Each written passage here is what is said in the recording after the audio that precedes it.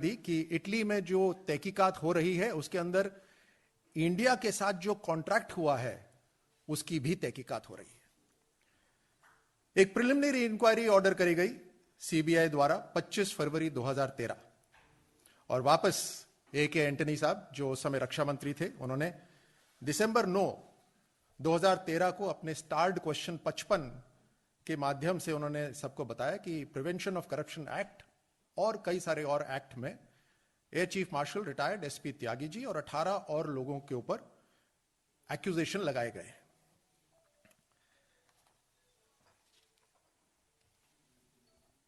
पच्चीस मार्च 2013 AK Antony साहब ने इंडिया टुडे के अपने एक इंटरव्यू में इसको कबूल करा कि bribes were taken in Agusta deal. उनको मैं कोट कर रहा हूं, yes corruption has taken place in the helicopter deal and bribes have been taken. Corruption हुआ है, ब्राइब ली गई है और CBI is pursuing the case vigorously. ये उन्हीं के शब्द हैं। इसमें आपको जानकारी है कि इसके ऊपर इंक्वायरी चल रही है। खास तौर से 2014 में क्रिश्चियन मिशेल के जो नोट्स हैं जो उन्होंने अलग अलग लोगों को भेजे हैं, उससे बहुत सी जानकारी मिलती है। क्रिश्चियन मिशेल ने एक पीटर हुलेट को एक नोट में लिखा कि सोनिया गांधी और उनके जो नजदीकी लोग हैं उनको टारगेट करिए और उनको टारगेट करके ये हमारी डील सैंक्शन होगी, हमारी डील थ्रू होगी। और उसमें फिर लिस्ट दी हुई है कौन कौन से वो लोग हैं।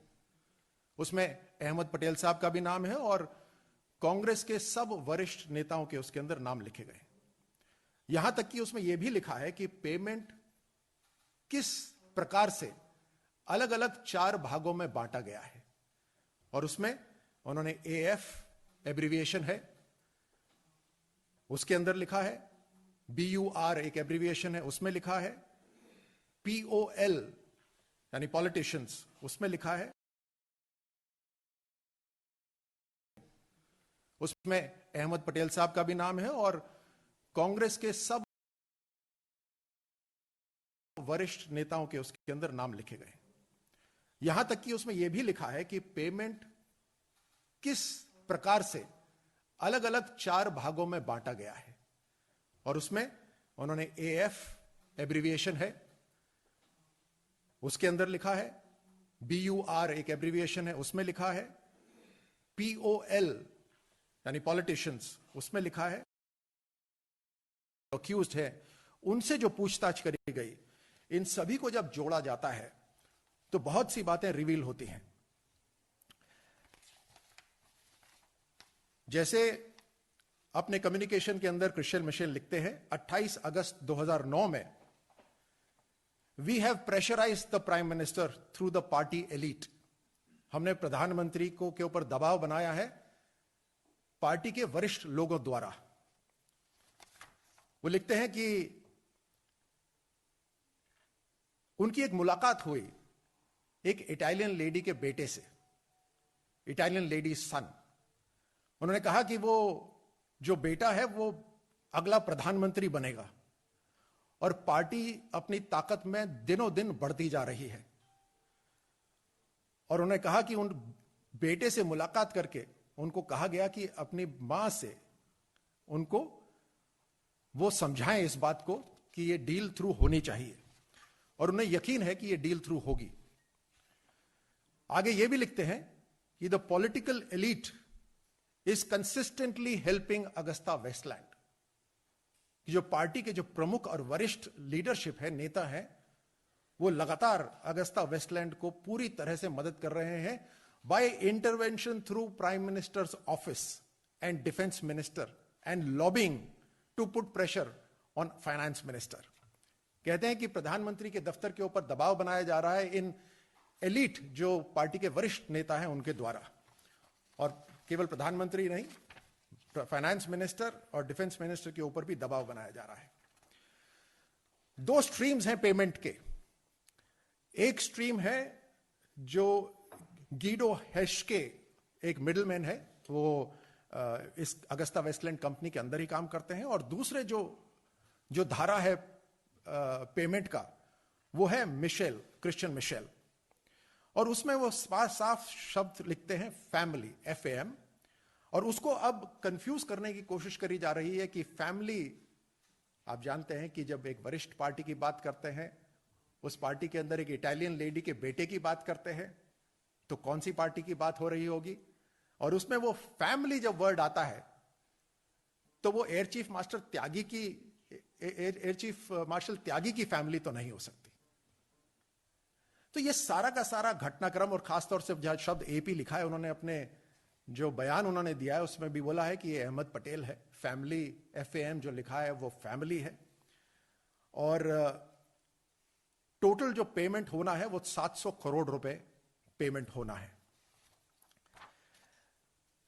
अब जब भी कांग्रेस का नाम आता है और रक्षा के सौदे आते हैं, ये बहुत दुख की बात है कि एक तरफ हमारे जवान अपना बलिदान देते हैं देश की रक्षा करने के लिए, और दूसरी तरफ जिन लोगों को सत्ता की जिम्मेदारी दी जाती है वो सेना को इक्विप करने की जगह घोटालों के जो डील करते हैं वो घोटालों के सोच विचार करके करते हैं।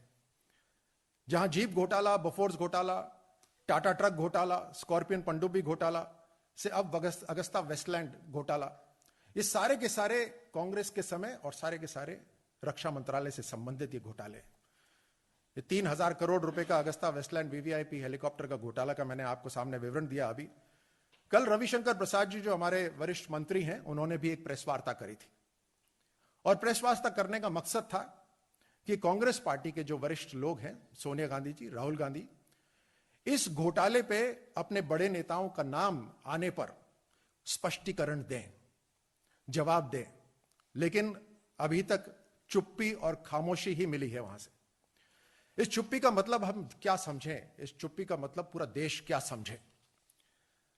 जो व्यक्ति बार बार छोटी छोटी चीजों के ऊपर ट्वीट करता है, वो इतने बड़े घोटाले जिसका स्पष्टीकरण सामने आ रहा है, जिसके अंदर इटली में भी तहकीकात और भारत के अंदर भी जो तहकीकात हुई उसमें नाम स्पष्ट रूप से सामने आ रहे हैं, उसके बावजूद भी ये परिवार चुप्पी साधे हुए।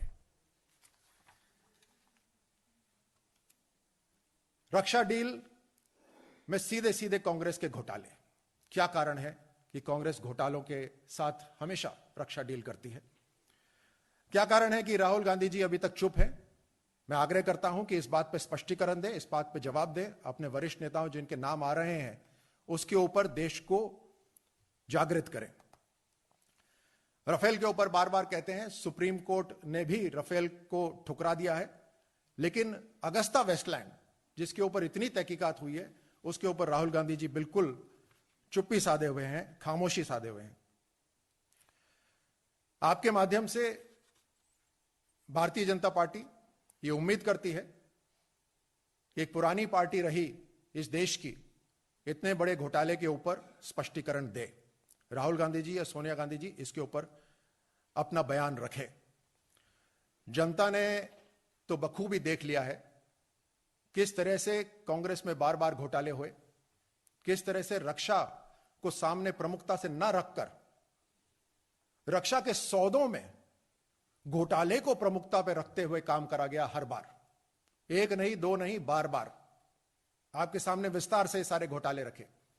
और अगस्ता वेस्टलैंड का घोटाला का जो सारा जो उसके ऊपर इन्वेस्टिगेशन चल रही है अभी तक, उसको संक्षिप्त रूप में जो जो नाम आए हैं वो सभी आपके सामने रखे गए। अब जरूरत है कि कांग्रेस इसके ऊपर चुप्पी तोड़े और देश को जवाब दे। धन्यवाद।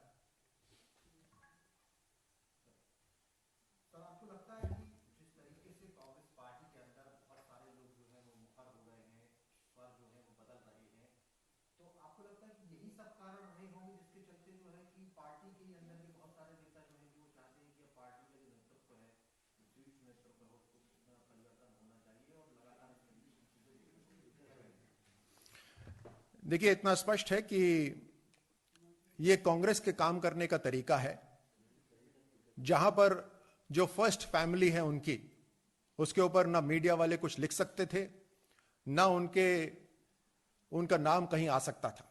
लेकिन जितने घोटाले होते थे उन्हीं के आश्रय से होते थे, उन्हीं के आशीर्वाद से होते थे।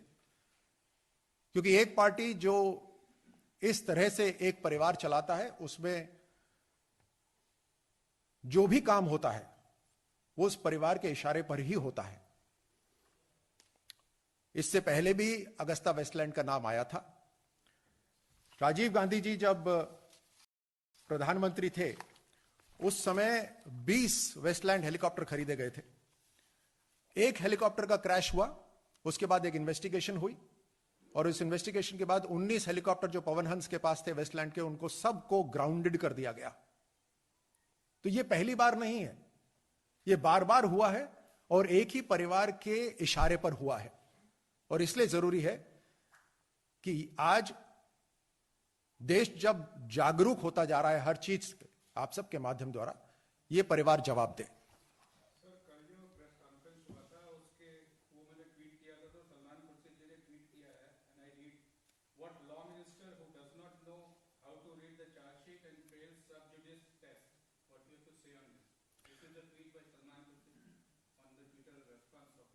देखिए, इसमें जरूरी बात यह है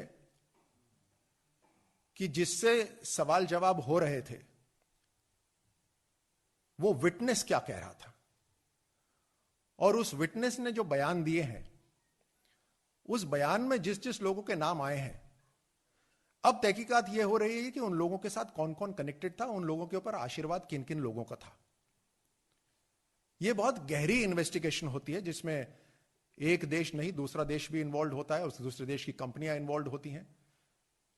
आप सब पढ़े लिखे हैं, मुझे यकीन है आपने पढ़ा होगा कितनी वेब ऑफ कंपनीज है। एक दो कंपनीज नहीं, इन्होंने 100-200 कंपनीज बना रखी हैं। उनके माध्यम से पेमेंट एक से दूसरे से तीसरे से चौथे से हो रहा है। पेमेंट्स को छुपाने की कोशिश करी गई है ताकि असलियत तक, असली व्यक्ति तक हम पहुंच ना पाए। तो इन्वेस्टिगेशन में टाइम लगेगा, लेकिन हम पहुंचेंगे जरूर। मोदी सरकार इस बात पर बिल्कुल अडिग है कि देश का पैसा देशवासियों के लिए है। रक्षा में सौदे, कहीं पे भी सौदे नहीं हो सकते। आज जो सौदे हो रहे हैं, जो डील्स हो रही हैं, वो सरकार टू सरकार हो रही है, गवर्नमेंट टू गवर्नमेंट डील्स हो रही हैं। ये जितने भी घोटाले हुए, इसके अंदर कोई भी गवर्नमेंट टू गवर्नमेंट डील नहीं थी, क्योंकि वो चाहते थे कि कोई ना कोई उनका जानकार मिडिलमैन हो, ताकि उस परिवार को या उस परिवार के साथ जुड़े हुए जो राजनीति लोग हैं, उन सबको फायदा मिले।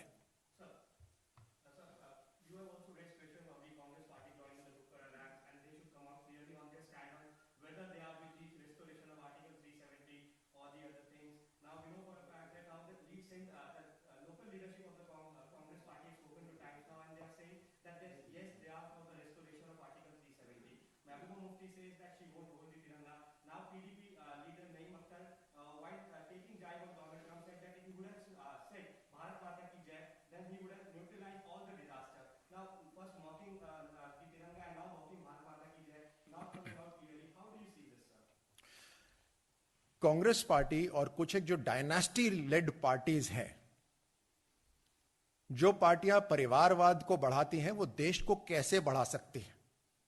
उनका एक ही लक्ष्य हो सकता है, अपने परिवार को आगे बढ़ाना। आपने बात करी जम्मू और कश्मीर की। वहां पे वहां के लोगों को, वहां के रहने वाले जो मुख्यमंत्री बने, जो कुछ परिवारवादी पार्टियां हैं, उनको भरपूर मौका मिला। लेकिन उस मौके से भारत को क्या मिला? दिन पे दिन वहां सिचुएशन बिगड़ती गई, कानून व्यवस्था बिगड़ती गई। 40,000 से ज्यादा वहां लोग मारे जा चुके हैं। देश के सैनिक अपना खून बहा चुके हैं। पाकिस्तान अभी भी कश्मीर के ऊपर अपना क्लेम बढ़ाता जा रहा है। लोकतंत्र वहां गांव गांव तक नहीं पहुंचा, और उसके बावजूद भी ये परिवारवाद वाले पार्टी 370 को वापस लाना चाहते हैं, जहां पूरा देश एक मुखर होकर कह रहा है कि 370 हटा, बिल्कुल सही हटा। एक नया राजनीतिक युग है।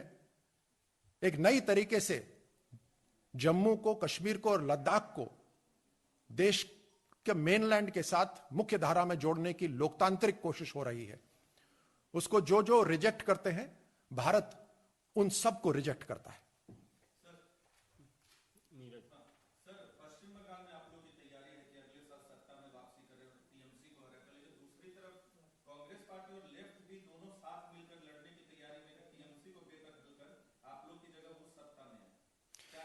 ये देश का सौभाग्य है कि आज ऐसा राजनीतिक युग आया है कि कांग्रेस और लेफ्ट अब एक विचारधारा में जुड़ते जा रहे हैं। केरल के अंदर जो लेफ्ट वाले कार्यकर्ता हैं वो प्रश्न करते हैं कि हमारा कांग्रेस के साथ मिलाप कैसे हो सकता है। वहीं पश्चिम बंगाल में क्योंकि राजनीति उनको सिर्फ पर्सनल एम्बिशन, अपना स्वार्थ ही नजर आ रहा है, इस कारण से आज लेफ्ट और कांग्रेस एक तरह से एक साथ लड़ना चाहते हैं। और इसको मैं देश का सौभाग्य कहता हूं, क्योंकि जब समुद्र मंथन होता है तो उसमें से जहर भी बाहर निकलता है।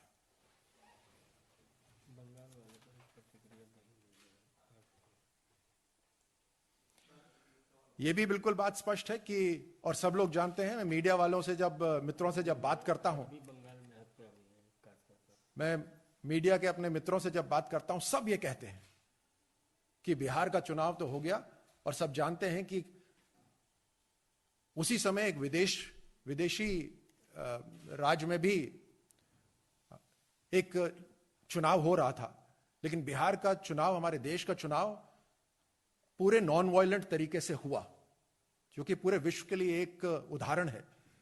लेकिन आप सब जानते हैं कि अगला चुनाव जो होने वाला है बंगाल के अंदर, उसके अंदर हत्याएं काफी पहले से शुरू हो चुकी हैं। ये सारे लोकतांत्रिक हत्याएं हो रही हैं। और मुझे दुख के साथ कहना पड़ रहा है कि अभी मुझे खबर मिली है कि आज एक और लोकतांत्रिक हत्या हुई है। बीजेपी के कार्यकर्ता को वहां उसका कत्ल कर दिया गया है।